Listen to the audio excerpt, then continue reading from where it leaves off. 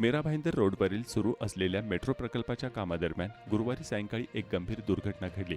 मेट्रोच्या उड्डाणपुलाखालून जात असलेल्या एका नागरिकाच्या अंगावर वरून लोखंडी पट्टी कोसळल्यानं तो जखमी झाला असून त्याच्या हाताला फ्रॅक्चर झाल्याची माहिती समोर आली आहे।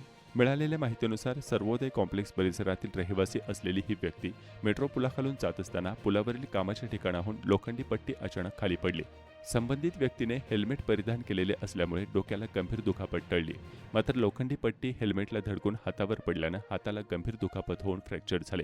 सध्या मेट्रो पुलावर लोखंडी शेड उभारण्याचे काम सुरू असून शेडवर 2 ते 3 फूट लांबीच्या लोखंडी पट्ट्या योग्य प्रकारे वेल्डिंग न करता लटकत्या अवस्थेत ठेवल्याचा आरोप नागरिकांनी केला आहे।